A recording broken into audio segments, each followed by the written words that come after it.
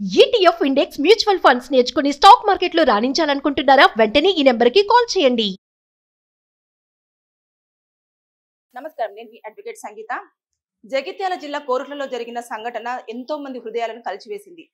ఇతిక్ష 5 సంవత్సరాల పాప స్వంత పిన్ని చేతిలోనే హత్యకు గురైంది. కారణం ఏంటంటే 2 కారణాలు ప్రధానంగా చెప్పుకోవచ్చు. ఎవరైతే ఇతిక్ష ఉందో వాళ్ళ అమ్మ మీది కోపంతో హంతకురాలైన మమత ఈ పాపను చంపడం జరిగింది. ఒక్కసారి మనం వివరాల్లోకి వెళ్తే, నవీన అలాగే మమత ఇద్దరు తోడికోడలు. వాళ్ళిద్దరికి కూడా ఇద్దరు పిల్లలు ఉన్నారు. ఉన్న తర్వాత వీళ్ళిద్దరు భర్తలు కూడా సౌదీలో పనిచేస్తున్నారు, అత్తయ్యతో కలిసి ఉంటున్నారు. వాళ్ళ మామయ్య కూడా సౌదీలోనే వర్క్ చేస్తున్నారు. వాళ్ళు పంపిస్తున్న డబ్బులతో ఇక్కడ వీళ్ళు పిల్లల్ని స్కూళ్ళకి పంపించడం, వీళ్ళ జీవనాధారం అంతా కూడా జరుగుతుంది. అంతేకాకుండా ఇక్కడ ఉన్న కోడలు ఇద్దరు కూడా చిన్న చిన్న ఉద్యోగాలు చేసుకుంటూ వాళ్ళ జీవనాన్ని కూడా సాగిస్తున్నారు. అయితే ఇక్కడ ఏమైందనంటేను, మమత అనే అమ్మాయి ఎక్కువగా ఆన్లైన్ గేమ్స్ ఆడేది. ఆన్లైన్ గేమ్స్ ఆడడం వల్ల ఆమె అప్పుల పాలైంది. అప్పుల పాలై ఎక్కువగా ఇంట్లో వాళ్ళు మందలించారు. అత్తయ్య కానివ్వండి, అక్క కానివ్వండి, ఎందుకు అనే డబ్బులన్నీ వృధా చేస్తున్నావు, ఎందుకు ఆన్లైన్ గేమ్స్ ఆడుతున్నావు, ఆడాల్సినంత అవసరం ఏమొచ్చింది అని చెప్పేసి మందలించడంతో దాన్ని ఆమె కోపంగా మలుచుకుంది. వీళ్ళని ఏదో ఒకటి చెయ్యాలి. సో అంతేకాకుండా అత్తయ్య కూడా ఎప్పుడు పెద్ద కోడల మాటే వినడము, చిన్న కోడల మాట వినకపోవడము, చిన్న కోడలు ఇట్లా తప్పులు చేస్తుందని చెప్పేసి కొడుకు చెప్పడము, ఆన్లైన్ గేమ్స్ ఆడుతుందని చెప్పేసి కొడుకు చెప్తుందని చెప్పేసి కోపం ఎక్కువగా పెంచుకుంటూ వచ్చింది అన్నట్టు. ఆ కోపం కాస్త ఏమైందనంటే ఇతిక్ష మీద చూపించే టైం వచ్చేసింది ఆవిడకి.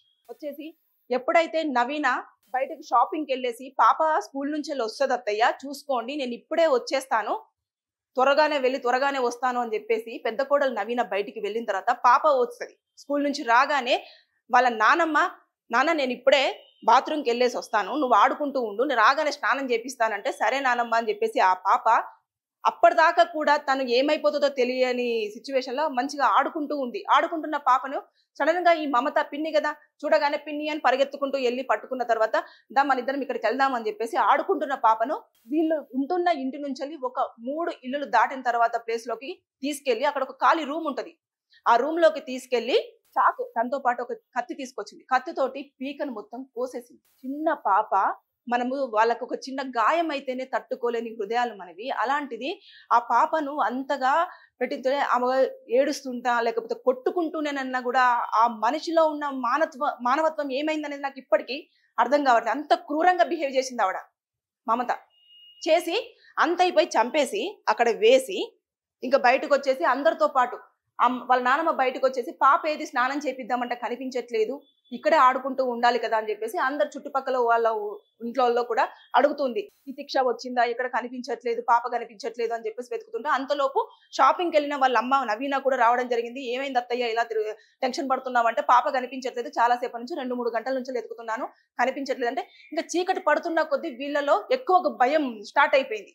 అరే పాప ఏది, అసలు ఈ రోజుల్లో జరుగుతున్న అఘాయిత్యాలను మనం చూస్తున్నాం, ఎవరు ఎత్తుకెళ్లారు, ఎక్కడికి తీసుకెళ్లారు, పాప ఏమయ్యింది అని చెప్పేసి వాళ్ళు ఏడుస్తూ తిరుగుతుంటే అందులో మమత కూడా ఏం తెలియనట్టుగా వాళ్ళతో పాటు తిరుగుతూ ఈ పాప ఎక్కడికి వచ్చిందా, ఇక్కడికి వచ్చిందా అని చెప్పేసి అడుగుతూ ఆమె నాటకాలు మామూలుగా ఆడలేదు. అసలు ఆస్కార్ అవార్డ్ లెవెల్లో పర్ఫామ్ చేసింది అనుకోవచ్చు. మనం వెళ్ళి వాళ్ళని అడగడం, వీళ్ళని అడగడం, పాప ఎక్కడుంది అని చెప్పేసి కనుక్కోవడం, ఇవన్నీ చేస్తూ ఏం తెలియనట్టు కూర్చొని ఇంకా పాప వాళ్ళ అమ్మ కంటే దారుణంగా ఏడుస్తుంది. గుండెలు బాదుకుంటూ, నెత్తి కొట్టుకుంటూ, అయ్యో పాప ఎక్కడ వెళ్ళింది, ఏం తెలియదు కదా అని చెప్పేసి ఏడుస్తూ ఉంది.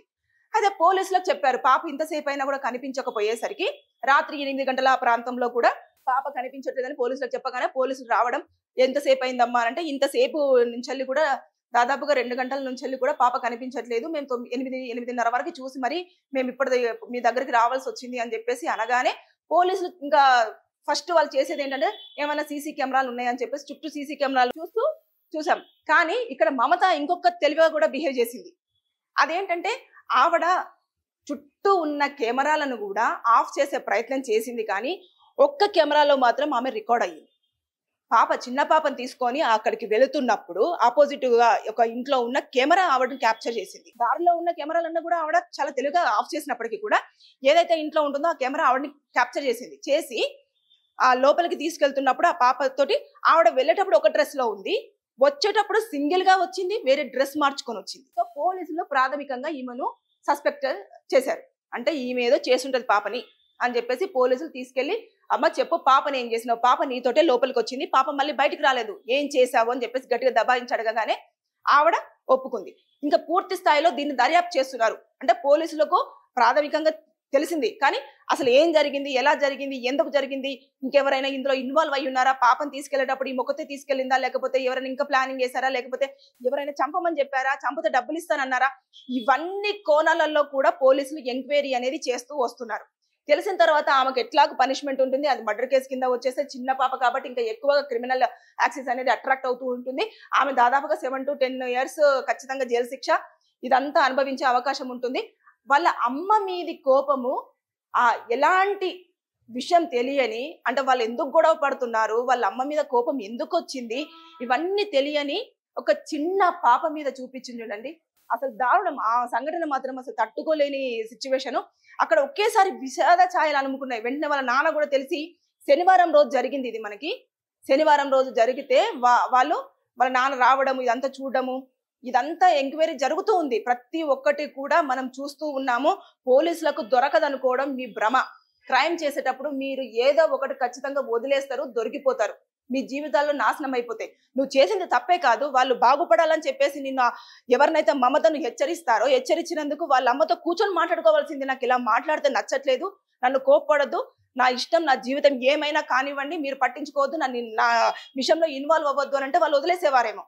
అలా కాకుండా నీ ఇష్టానికి నువ్వు ఆలోచన చేసేసుకొని వీళ్ళ అమ్మను పనిష్మెంట్ చేయాలంటే కూతుర్ని చంపితేనే పనిష్మెంట్ అన్న విషయాన్ని నువ్వు ఎట్లా, అసలు అంత మానవత్వం ఎలా మర్చిపోయావు? పిన్ని అని రోజు నీ వెంట తిరుగుతూ, పిన్ని నాకు ఇది కావాలి, ఇది కావాలి అని చెప్పేసి, నీ పిల్లల లాంటి పాపనే కదా, అమ్మ తర్వాత అమ్మ అంటే పిన్నేగా.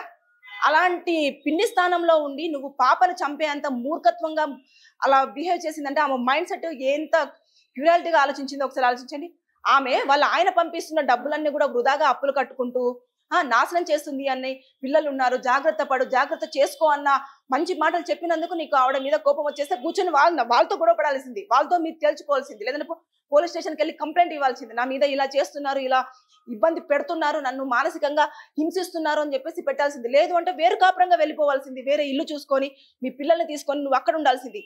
అలా కాకుండా కలిసి ఉంటూనే ఏం తెలియనట్టు పాపని చంపేసి, అసలు అలా కోస్తున్నప్పుడైనా నీకు ఆ మమతకు మానవత్వం మర్చిపోయి కోస్తున్నప్పుడైనా కనీసం మరే చిన్న పాప ఏం తెలియదు, ఈవడంటే నాకేమొస్తుందన్న ఒక్క ఆలోచన కూడా లేకుండా ఇతిక్షను దారుణంగా చంపేసింది. పోలీసులు చూస్తూ ఊరుకోరు.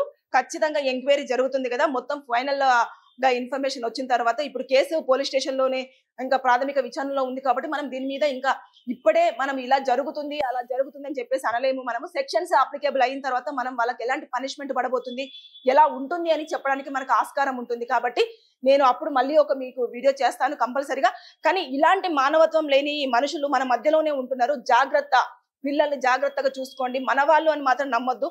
చూసారు కదా, పిల్ల దొరకట్లేదని చెప్పేసి వాళ్ళ మధ్యలోనే నాటకంగా తిరుగుతూ మరి పిల్లలు ఎక్కడ ఉంది అని చెప్పేసి అంటే దొరకలేరు అని అనుకున్నట్టున్నారు. పోలీసులు ఫస్ట్ ప్రాథమికంగా చూసిందే CCTV ఫుటేజ్.